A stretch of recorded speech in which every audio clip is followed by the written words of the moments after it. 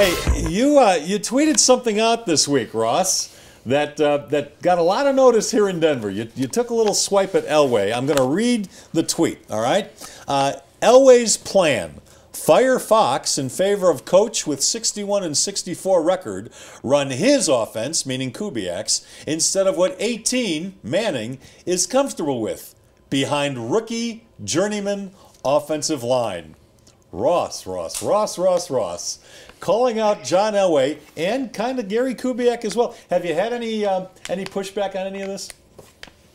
Yeah, you know what's interesting about it is, by the way, I'm sure that went over really well in Denver. Oh, but, yeah. You know what I was surprised by? I thought everybody in Denver would just totally, come out and defend Elway.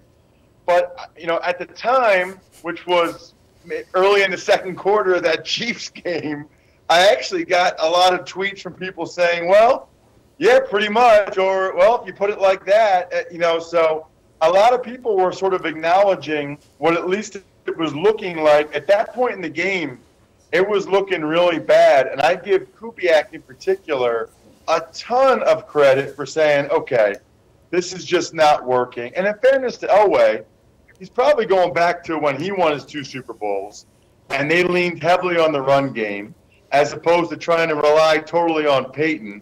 But, man, watching that Baltimore game, I mean, look, the Raiders scored 37 points against the Ravens. And then you looked at the first quarter and a half of that Chiefs game, I had almost never seen a Peyton Manning offense look that bad. Yeah.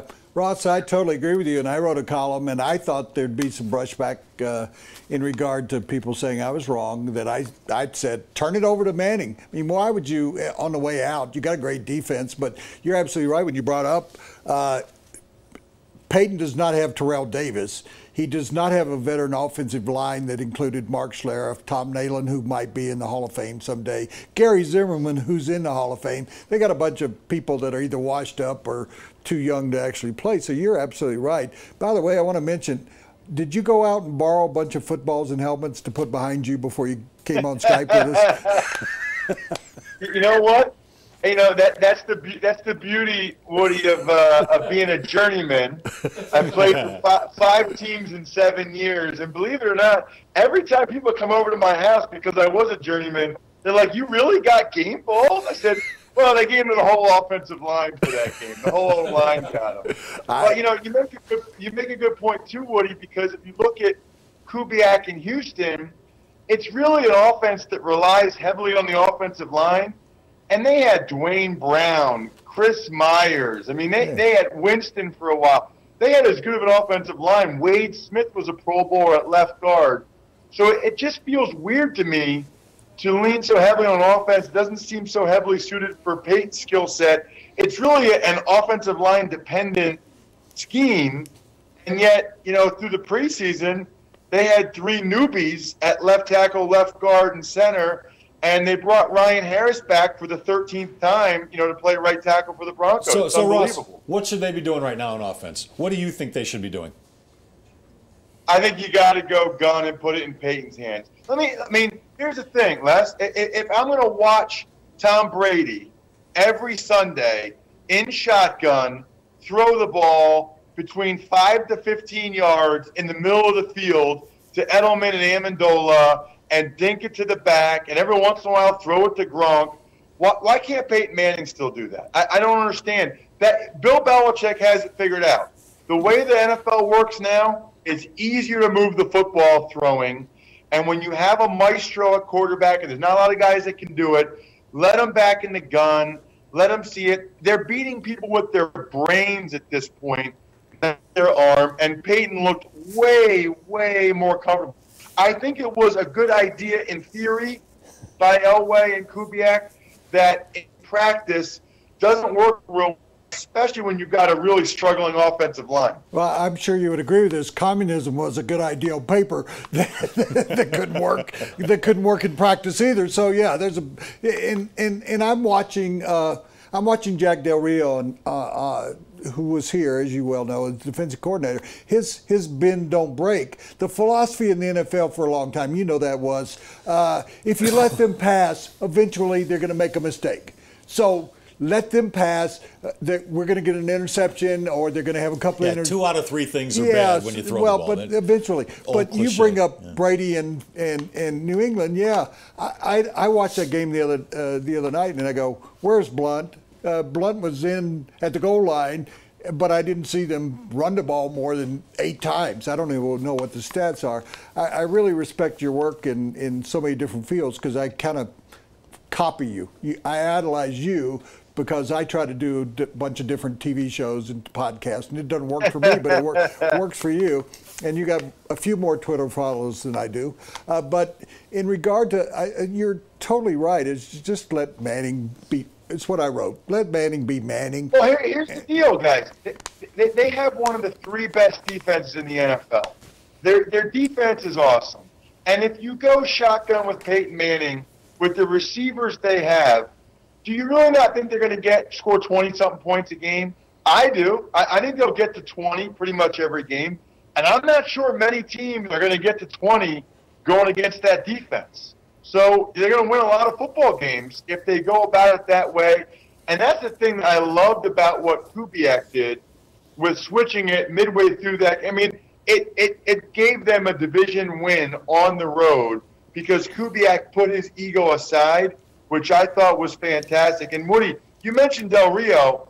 I mean, they're giving up like 35 points a game out there in Oakland. I think that there was a good trade to move on from Del Rio and get Wade Phillips in there, that's for sure. Our guest is Ross Tucker. He's the host of a great podcast called Ross Tucker Football Podcast. You need to listen to it. And all of our guests are brought to you by Papa John's. Better ingredients, better pizza, Papa John's. Hey, Ross, you played 7 years as an offensive lineman in this league.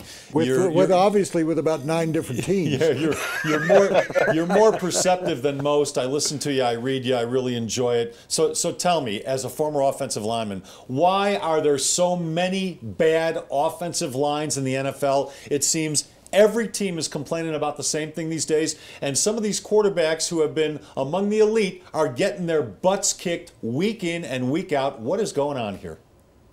It's fun. You know what? I want to write that for a column, but 2 weeks in a row, my editor has chosen a different topic. So I'm eventually going to write that. There's a bunch of reasons for it. I think one thing we need to establish first is I think more than ever before, almost every team is putting out 4 pretty good rushers and obvious passing downs. So that's evolved. That wasn't always quite that way. There'd usually still be one slug in there that you didn't need to worry about, really. I also think the blitz packages have gotten better and better. You look at Rex and Bowles and Pettin and these guys and where they're bringing. I mean, I'm watching games with corner blitzes. They're getting more aggressive. But I think the biggest issue is probably college football. You know, everybody in college football now runs the spread. And you know why they run the spread? Because you can get yards without having to actually block anybody. It's unbelievable. I mean, I was talking to – so I do a lot of – I went to Princeton, right? So I do a lot of Ivy League games on TV for NBC Sports Network, and I love the way Penn used to play. Tight end, fullback, smash mouth football. Even they went to the spread last year. And I asked the O-line coach and the offensive coordinator, I said, even you guys? I mean, even you guys? He said, Ross, I'm watching way too many plays where they don't block a soul and they still get 12 yards. He said, I mean, it's just and that's the big part of it. You know, they're winning in college with tempo. They're winning in college with getting the ball out quickly. But I don't know that these guys are really learning a lot of the run blocking schemes. And they really only have to pass block for about 2 seconds, even if that, in college. Plus, you know, it's such a position of continuity and chemistry that with teams switching all over the place and you're not able to practice as much, I think that's probably hurt offensive lines. I mean, it's tough to watch some of the mental errors you see. It didn't used to be that way. If I were your editor, I'd say write that, because you got to when you said the last thing about everybody running spread offenses, they're not training offensive linemen. It seems to me like they've gone to other sports. So they've gone to the defensive side of the ball. They're just putting guys up there, and then when they get to the pros, they can't block a lick. What team, we were talking about the 9 teams that are 0-2, but I would prefer to ask you, of the teams that like Atlanta, who've been surprise team, the Jets, what we saw of them last night. What team are you going, wow, I never expected this? Either way, either they're that awful or they're that good. What team's sticking out to you? Oh, it's the Redskins. And I know they're only 1-1, but if you look, that first game against the Dolphins that they lost, they had 38 minutes time of possession. They had 100 yards more of offense than the Dolphins, 100 yards more rushing. Yeah, defense and running game. Defense and running game. Dallas. Right? And they are running the crap out of the ball. And the only reason why they lost the Dolphins game was, Jarvis Landry returns a punt for a touchdown, and Cousins threw a couple of picks. If Cousins just doesn't throw a pick, which I know is saying something, but if Cousins can take care of the ball on a decent level, I think the Redskins have a great chance to win the NFC East. The Eagles can't run it a lick. The Giants are in a bad place. The Cowboys are going to hopefully find a way to go 3-5 in their next 8, so that when Romo comes back, they're 5-5. Because I think you might win the NFC East this year at 9-7. And right now, if you watch the games, the two most impressive teams are the Cowboys and the Redskins. But the Cowboys don't have their two best players for the next 8 weeks. It's hard to believe a team that I thought would win 4 games like the Redskins has a chance to win the division, but they do. They're more impressive to me than Atlanta. The Jets winning both games by double digits is pretty impressive as well, but the one that really shocks me is the Redskins. That's so funny. You would think that it would be Dallas, Philadelphia, the Giants, all competing for that top spot in Washington, as you said, winning 3 or 4 games, whatever It's it might be, down. struggling, and you just flip it. Yep. Yeah. Hey, Ross, really appreciate it. What's your Twitter handle? It's at Ross Tucker NFL. Oh. Well, and as you guys noted, I got a bunch of different podcasts I'm doing, and they're all over at rosstucker.com. See, the good thing about podcasts is nobody can ever fire me from the podcast gig because they're my podcast. So that's why I'm doing them. Well, I wouldn't fire you. They're great podcasts. They're really entertaining. Ross, we really appreciate the time. It was very enjoyable. Thanks for coming on. I hope you'll join us again when you got more time and more helmets and more footballs behind you. Yeah, I'd be happy to. And your living room looks awesome, guys. Well, thanks. Thank you. It's actually my basement, Ross. You need to come out here, and you can do the podcast from here with us. There you go. Take care. All right. Hopefully we'll talk to you soon. Ross Tucker.